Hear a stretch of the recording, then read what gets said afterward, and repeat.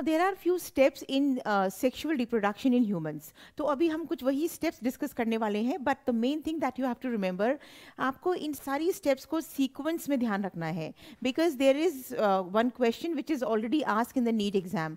तो इन्हीं steps को मैंने sequence में लिखा है. आपको actually याद करने की ज़रूरत ही नहीं पड़ेगी अगर आपको conceptually बातें पता है. तो हमारा सबसे पहले हम बात करेंगे कौन सा step involved होता है sexual reproduction में, gametogenesis. यानी कि हमारे पास रिप्रोडक्टिव यूनिट्स होनी चाहिए, प्रिकर्सर होना चाहिए. Precursor for any kind of sexual reproduction is always the gametes. तो गैमेटोजेनेसिस से क्या करेंगे हम? गैमेटोजेनेसिस से हम गैमीट्स बनाएंगे. वन इज oogenesis, जिससे तुम्हारा बनेगा ovum, that is the formation of the ovum, and the other is the spermatogenesis. Spermatogenesis से आप स्पर्म बनाएंगे, that is the formation of sperm. तो हमको हमारी प्रिकर्सर्स मिल गए. Once the gametes are formed, the sperm is going to deposit into the female vaginal tract during coitus. So that is insemination. That means deposition of semen into the female's vaginal tract during coitus. That is insemination. Once insemination done, next step is sperm reaches to the fertilization site. And what is the fertilization site? The fallopian tubes or the oviduct.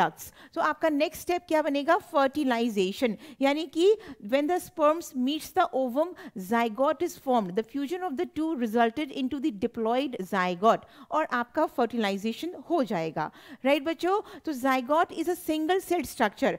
We are multicellular organisms. So zygote के ऊपर क्या चलेगा? भर के divisions चलेंगे. And these divisions are called as cleavage. Why cleavage? Because these are not exactly as mitotic divisions. These are little differ from mitotic divisions. थोड़ा सा difference होता है इनमें mitosis से. तो this is why हम इन divisions को क्या बोलते हैं? Cleavage.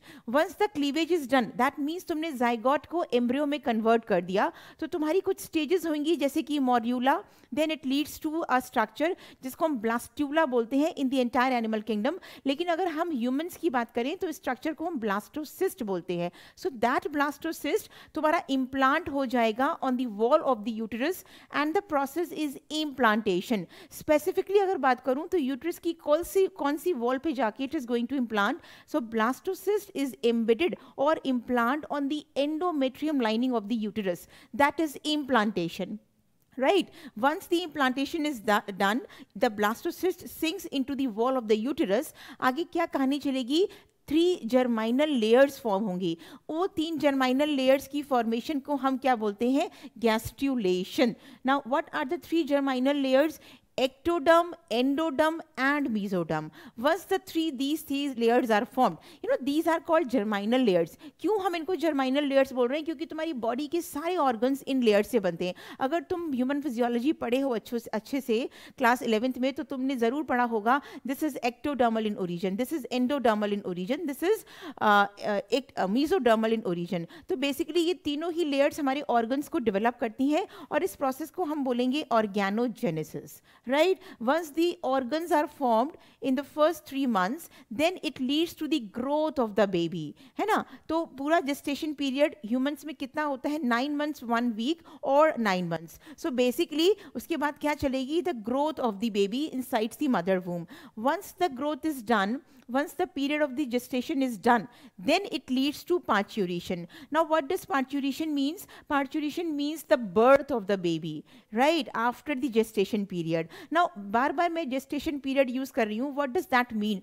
That means from fertilization till parturition. This is called as gestation period. That means the period of pregnancy when the baby is in mother's womb. Right? Once the parturition is done, then the process is lactation. Now what is lactation? That means the nourishing the new one with the milk produced by the mammary glands of the mother. Right? So these are few steps जो कि आपको sequence में याद रखने हैं. आप अगर class 12th का थर्ड टॉपिक ह्यूमन रिप्रोडक्शन उठा के देखोगे तो वहाँ पे आपको पहले ही पेज पे सारे स्टेप्स मिल जाएंगे और नीट पे इसी बेसिस पे एक सीक्वेंस पे क्वेश्चन आया हुआ है. तो तुमको लर्न नहीं करना है, रटना नहीं है, तुमको समझना है, क्योंकि ये सारी ही सीक्वेंस स्टेप बाय स्टेप आगे चलेगी इन द सेक्सुअल रिप्रोडक्शन.